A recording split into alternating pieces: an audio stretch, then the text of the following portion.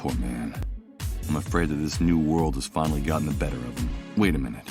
Before leaving, I should write down everything important I find out in this notebook.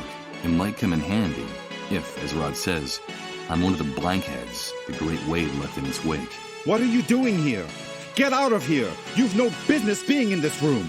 This morning, we had to evacuate the area in a hurry. We ran out in the streets with whatever we had on. Apparently, the foundation was starting to crumble. Rod, I'm sorry. Get out of here! There's nothing you need to see here. Get out of this room at once! But what's going on? Get out of here, Michael! You didn't see anything, understood? Out! Out! That must be little Colin, Rod's son. He looks unwell. Was that him I heard moaning in pain inside the trailer? It's Colin, but dissolved. It's shocking to see one up close. I'm ashamed to admit that I'm afraid of catching it, but I'm glad there's a pane of glass between us right now.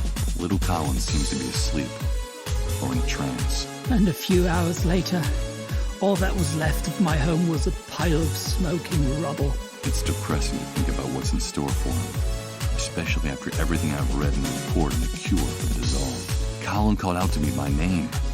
He said he had a message from her, a message from Emily. I have to go in there and talk to the boy before it's too late. But how? In spite of the noise I made breaking the glass and the ambulance's deafening siren, little Colin seems to be asleep or in a trance. That's Rod's wife. I heard her calling him from the other side of that door that just closed behind him. She looks worn out with those dark circles under her eyes. She looks like she hasn't slept in days. With 40 years of memories buried beneath it. Colin's mother.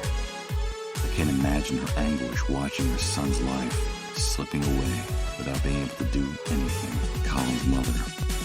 I'm afraid the only thing left for Rod and her to do is wait for the tragic final act of this story to play out.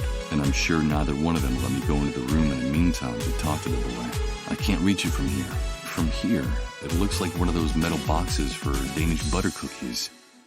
And judging from how worn it looks, I'd say that it's been reused over and over again.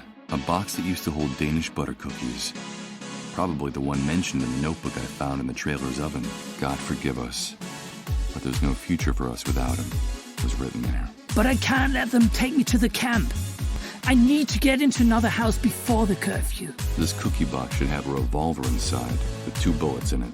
According to the notebook, it's the one-way ticket out of this new world for Rod and his wife. In case things don't work out for Colin, it was the hiding place for Rod's gun. Now, inside the cookie box, there should only be a macabre aroma of gunpowder and vanilla. On the bottom, wrapped in a dingy rag, Rod's revolver is peeking out.